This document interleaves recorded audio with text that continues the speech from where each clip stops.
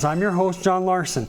Today we're going to talk about teen court, and with us we've got Justice of the Peace, Precinct 5, Shirley Patterson. She's also the magistrate for the city court. Also, we've got Officer Tyra with the Sholo Police Department. We have Christa Rask from the Sholo High School. She is our high school counselor. And we've got Dayl Clark, who is the president of Teen Court, and we've got one of the prosecutors from Teen Court, Amanda Hostler. Thank you all for being here today. I really appreciate it. I'm very excited about this today because I don't know anything about Teen Court really. I know it exists and I know it's a program that we have with the school, but I don't know any of the nuts and bolts. So I'm very excited that you're here today, and I'm very excited to learn about this because who knows? I've got a 14-year-old boy, and who knows what's in store, right? That's just a joke. He's an all right kid. So tell me, first of all, what is the purpose of Teen Court? You want to handle that one? The purpose of Teen Court is to give students and juveniles an opportunity to take care of say a civil traffic citation or a criminal citation, take care of it within the teen court process. And so when they're completely finished with this process and they get the jury recommendations or whatnot, then the court's able to dismiss the charges. Okay, great. So this is a diversion, right? An opportunity for them to create a better situation out of whatever situation they're in, right? So who can attend Teen Court? Basically, the process is that a juvenile or a student is cited either by a law enforcement officer or they might get a referral, which I'll let Mrs. Rask talk a little bit more about that. But once they come into court and I'm able to talk with them, then I'm able to suggest, would you like to try our teen court program? So, just kind of depends on the juvenile or the student themselves. They cannot have been involved in the teen court program prior to. It's just a one-time opportunity. Okay. Oh, that's interesting. Mm-hmm. So this is a situation that the issue comes to you in court, and you determine about referring that to the teen court with the high school. So in my mind, I think I had it the other way around, but I think a little bit later we'll figure out that if things don't go right, they come back and see you eventually, right? Possibly. Right. And the other issue too is, as Ms. Rask can go into a little bit more detail about school referrals, and then we also do get referrals from juvenile probation as well. Oh, okay. From the county? That's a county issue? Okay. The school referrals that we're able to see, the administration at the high school can then, or the junior high, can refer the students to their, in lieu of a suspension, in conjunction with a suspension. We do use it in both criminal cases or traffic, and then also school. Okay, so there are some instances where the referral comes from the school. Correct. Okay, good. So tell me, what are those instances, and then I want to know some of the criminal or traffic or whatever. What are some of those issues that happen at school that they divert to the teen court? You could see students that do maybe some criminal damage. You could see students that do truancy, disorderly conduct, anything like that. We may even have Officer Tyra arrest the students, and then they go through the court, but it's stemmed at school. Okay. We've had several different types of cases, but I think those are pretty much general from school. Okay, great. So Judge Patterson, what are the issues we're seeing out there that they're coming to your court and then you're referring them to teen court? We see civil traffic cases, a lot of civil traffic cases where they're pulled over for speeding, or they might be pulled over for no insurance or no registration. Running a red light or a stop sign, would that be okay? Criminal wise, we will see underage consumptions. We'll see. Would we see smoking or vaping? Would that come through you? Smoking and vaping, those kind of things as well. We see vaping, smoking, shoplifting. Okay. Disorderly conduct, underage drinking. We've seen a few. Go ahead. We have seen like a few DUI cases from 16 to 17-year-olds. Okay. So they may not necessarily be actually cited into our court, such as a shoplifting charge. That might be something that could be a referral, but we do get those kind of cases and we do handle them in our court. Okay, great. So some of these I would think are relatively, that would seem to be relatively complex. Obviously there are some issues that are never going to be referred, but I would think I mean, I would think that speeding or even a DUI is getting pretty complex, and I'm excited that something like that would come to this to give them an opportunity to understand the gravity of what they're in for, what their behavior has caused. We've this is our 13th school year that Judge Patterson and I have been involved in teen court, and I think our cases are getting more complex because the students are becoming more skilled in what they're doing in the courtroom. Myself and Judge Patterson is on the bench, but myself and Officer Tyra are really just there as guides. The students run the entire court. They hold every position in the court except the judge position. These two ladies are both attorneys. We have a bailiff, a clerk, and all of our jury, and we rotate our juries with different students. So it's truly run by the students completely. So are you doing the training to teach them how to be a prosecutor or a defense attorney? Is that you that's doing that training, or do we bring somebody in from the community that helps? We've had both. In over these several years, we've had both. They definitely use Officer Tyra as a consult for, well, what do you think about this, or what do you think about that? Maybe some questioning. They also consult with Judge Patterson before the cases are, coming before them. What should we do? What do you think? Just to make sure that they have a solid base. Great. Wow, what a great training. Does that excite you guys? I mean, are you both thinking about going into law in one phase or another? Well, being a lawyer has always been a dream of mine, and so just having a program that can train me to do those things without having to, I don't know, because it's a hands-on approach at becoming a lawyer, because I get to have one-on-one time with the judge and with Officer Tyra and learning different laws and different rules and different punishments for different things. It's just super nice to have that, because I'm going to be way ahead of the game when I get into law school. I'm assuming you'll have an opportunity to put that on an application for college? Yes, definitely. Right? I mean, how great is that? How about you? Are you looking at going into law? I'm not, but this keeps my options open. I have definitely thought about being an attorney when I'm older, but I've chosen to do nursing. Oh, good. Yeah, good. So I can work with good. And there's a lot of law involved in that too. Yes. So this is definitely going to help you in there. So is there anything else in the process that we're missing as far as getting them to teen court?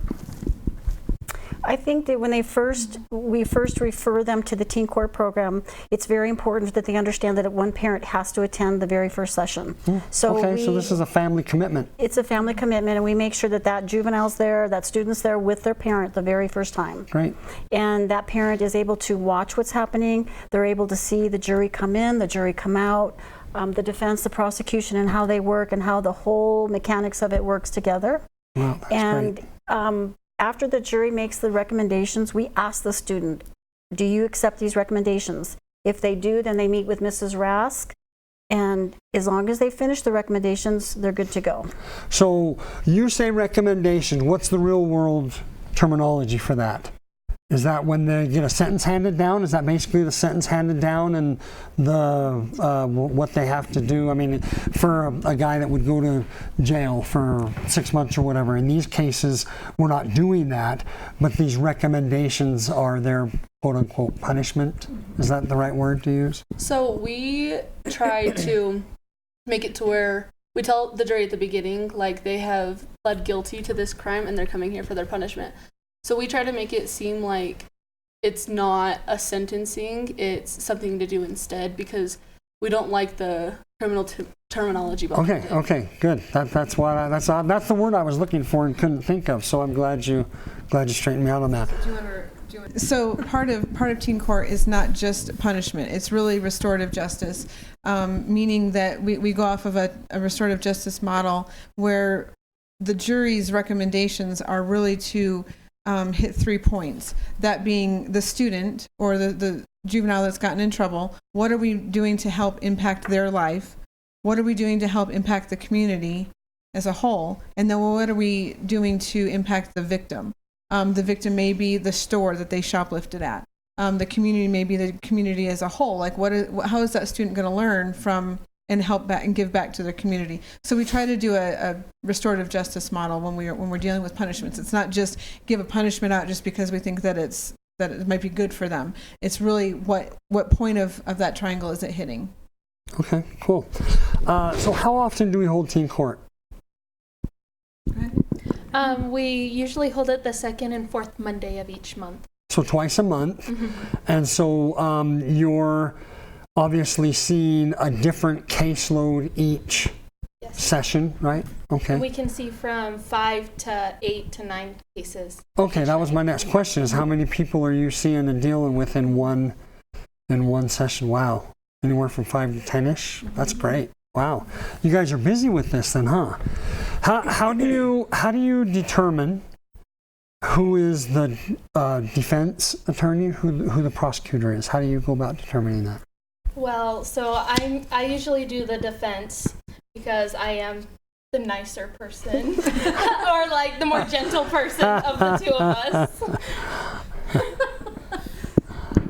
So how we go about choosing our attorneys is it's usually a junior or a senior, and we have the freshmen and sophomores kind of rotate in as our assistants so that we're growing the program. Yeah, so they're learning how to do it, so when they're a junior and senior, then they're able to be that. Okay, great. What about, go ahead. I wanted to add on there that this happens at 6 o'clock at night, so everybody here is volunteering their time. Oh, Okay. great. So that's something that we do at night on the second and fourth Monday Do you hold it, where do you hold it? at the court. In your chambers, okay. So Well, not my chambers. well, but not in your our chambers, the courtroom, yeah. Yes. Who sits on the jury? Who gets to be on the jury? So for our juries, we do members of the club, but we also like to get return defendants on the jury so that they're giving back to the program that basically saved them from a criminal citation on their permanent record. Okay. And we like to have a more diverse jury to hand out punishments instead of a bunch of kids that have never been in trouble with the law before. Okay. Great. That's And great. we have had kids that have been on the jury. That was part of their punishment, had to come back and be on the jury, and they actually returned because they had such a good time. They enjoyed They it, so joined they the joined the club. Wow, that's great. That is great. And obviously, I mean, in my mind, I'm seeing the influence that we're having on people to because we all make mistakes. You know, I mean, we all make mistakes, we all make bad choices. It's what you do after that. And so this is just really a great opportunity for them to develop a positive outcome. I really love that. You know, and to add to that, it truly is a really good program, because if you think about a person that gets pulled over for speeding, you know, the starting fine is $245. Most of the time, a juvenile or a student is not going to be able to pay that. It's their parents. Right. So that takes a little bit of the load off of their back too, as Sure. well, because they don't have that responsibility of having to pay the court for something, you know, and the effects also that happen down the road as well. So Great. What are some examples of jury recommendations? We can do from community service hours to do at churches or anywhere in the community, and then we also can do jury time, like spend 1 or 2 times on the jury for another case. We can do papers. Like for example, we can do like someone who's got a speeding ticket, like the importance of speed limits and safety on that. So you're asking them to write an essay, a research paper on a particular thing, usually having to do with whatever the problem was that brought them there. Oh, cool. Yep. And we can also do letters to, like, if they've shoplifted, to the people or the place they've shoplifted at. So kind of a restitution letter, apology type thing. And Great. we also do a class, if Christa wants to go. We work with the Nexus Drug Coalition with Brenda Willis, and she comes and does a in-depth class, and the jury can then give the amount of classes that they wish that the student go through for decision making, for vaping, for substance abuse, any of that type of thing. And she actually meets with them and sets up a schedule, and then gives a certificate of their completion, and then we return that into the court. Wow, great, super. What happens when a student is compliant? You say they get a certificate, you turn it into the judge. Right. When the student is compliant with everything, they usually turn everything into me at the high school. Their community service, their essay, anything that they've been requested to do, and then I will let Judge Patterson know that they're complete. And at that point, the citation is just dismissed. I'm assuming they have a timeline. They all have timelines. You know, that they have to have it done by. Yep, and that's set by the jury. And so, Judge Patterson, when you receive that compliant, what's your end of that? What happens is on our side of it, we go ahead and dismiss the charge, and then we also take it off of public access. And the public access is a place that anybody can really kind of go and look up somebody's name. And so we take it off there so that juvenile doesn't show anywhere on there. So if anybody truly wants to do some sort of a search or whatnot later on down the road, they would have to actually literally, pay for that search. Okay. Okay, great.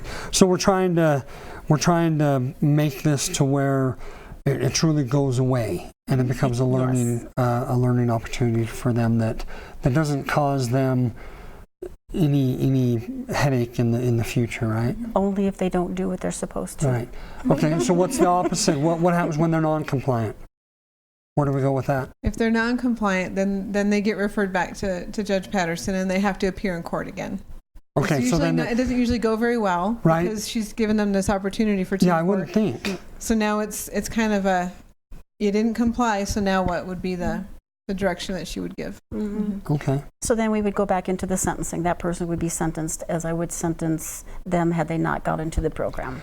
Let me ask you, so let's say a speeding ticket normally they're going to get a fine, or are they going to get more of a fine because they didn't do this, or I'm not going to ever assess anything more, but what I would do is say, okay, you weren't compliant, now you're either going to have to pay or do the defense of driving. Mm-hmm. If they do that, that means that someone's got to put that money mm-hmm. out. Mm-hmm. If it's a situation where they just pay, then they're looking at points getting reported to motor vehicle, and it's going to ultimately affect their insurance rates. It's going to cause them problems all the way down the road.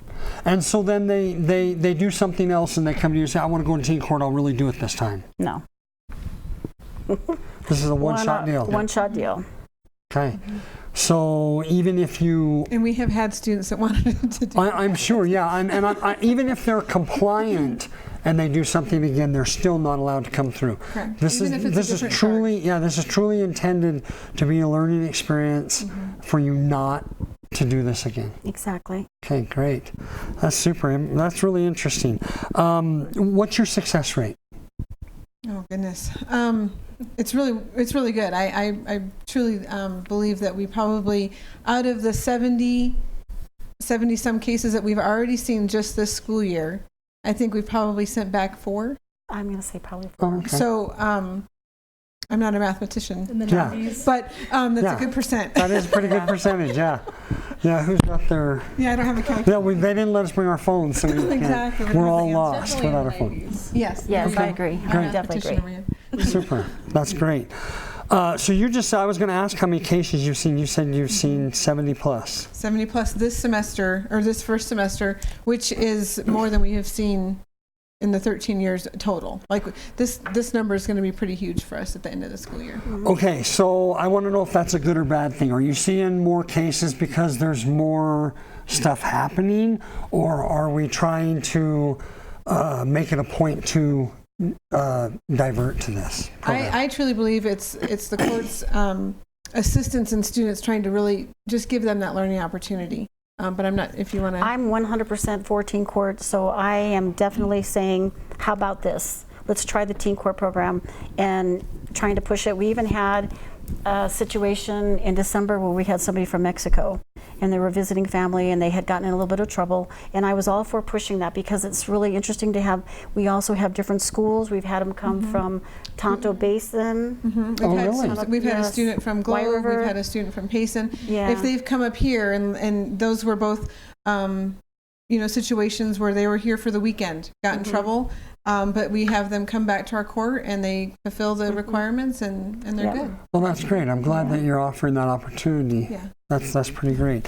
So can a parent come with their child to court and say, hey, we want teen court. Can we go through teen court? Can we do this instead of the normal process? 100%. Absolutely. Okay, how involved are parents? They do check, though the judge in the court will check to make sure that there hasn't been repeated offenses in different courts, or, you know what I mean, in different situations. So we do a little bit of a clearance. A little bit of a vetting there. Okay. Let me ask real quick before I move on, because I'm gonna have a couple questions for you guys. Can the public, Joe Blow public, general, come to teen court and watch teen court or whatever, like in the gallery or whatever? So every member of teen court has to sign an oath of confidentiality, and so we ask that the public does not come because they are minors, and we are not allowed to disclose those cases outside of teen court. Okay, so who comes? Who's allowed to come? Obviously. The adults sitting here. Okay, so you both attend, and Yes. Officer Tyra? Right, and the parent A parent of or the guardian. defendant. Okay. Okay, otherwise, I can't, I mean, I would love to watch this process, but I can't come and watch this process. Okay, that's a bummer, but I understand. I understand.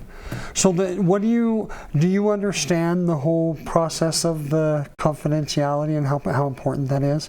Because I'm not sure when I was a teenager that I would have been very good about keeping that kind of confidence. I'm afraid I would have said, hey, dude, did you hear what so-and-so did?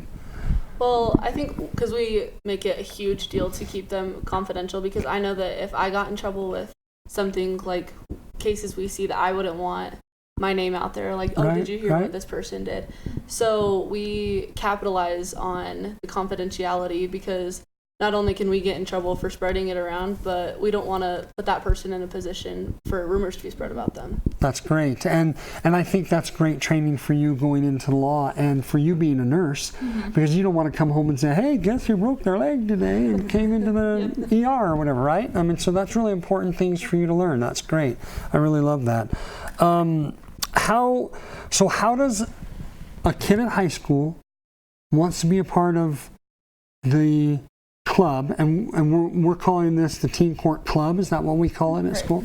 So it's actually a club, and just like any other club at the high school. How do they get involved? Honestly, you just show up to the courthouse on those nights that we're meeting, and you just jump right in. Do you have meetings aside from your, what was it, Mondays that you meet, the 2 Mondays? We don't. You don't? It's kind of an on-the-job deal, because you put in a lot of time. Yeah. Okay. Like, Amanda and I are there 30 minutes before court to get our cases organized, and she interviews defendants, and so we put a lot of time in outside of school that we don't want to be giving up our lunches. Right, I understand. How many members of your club? I think we decided on right around 30. Got about 30 kids involved, and they're all able to learn the process and be a part of it. That is great. Can I ask a question? Do you ever have members of the club who do something and end up coming to teen court? Absolutely. Have you had that? 3 or 4 this year. Have you? Interesting. And they hate it. Isn't that interesting? Yeah, I'm sure that's got to be like salt in the wounds, right? Very embarrassing. Yeah, I'm sure it is. So I really love this concept. I appreciate the fact that you are making yourself available to do this. Obviously, at the school, so much that you have going on, and then you give up 2 Monday nights a month to do this. Officer Tyra, thank you so much. And you guys, having the interest, I think that when there's interest there and then you have an outlet to be able to participate in that, I think is just really great. So tell us. I just wanted to say one quick thing. Just to be able to have me and I know the other adults to have the opportunity to watch these young people grow in their skills is amazing. It is. You see them come in as freshmen and they sit on the jury and they're like, well, I don't know what to say, I don't know what to do, and the jury's a safe place, right? Because they don't really have to communicate much except in the deliberation room. But then they kind of blossom and maybe I'll be bailiff. Okay, maybe I'll do the clerk spot, because they have a little bit more responsibility. And then they join into the attorney parts, and it's amazing to watch them. Their public speaking, the confidence that they have in that courtroom is great. I literally just love sitting back and watching them. It's just a well-oiled machine. They just take over and they do a great run job. it. It's amazing. And they have some wonderful questions. They do. They have some really good comebacks too. So we're very proud of what they've put is so together. great. We've had some objections, flying up in the courtroom, and it's a great thing. Yes. So the thought that came to me, what I love about this is developing human beings, in particular our teenage kids, to be able to enter the real world that you and I deal with every day. I just think that that's great, and I'm so grateful for that. Yeah, we are too. So if I ask you to come back and visit with us at the end of the year, maybe you can give us a little more information of how things went, how many cases you actually ended up seeing and all that. Would you be willing to come back and see me? Great. Thank you so much for being here. I really appreciate Thank you, John. it. Thanks for joining us here on School Zone, and we'll see you again soon.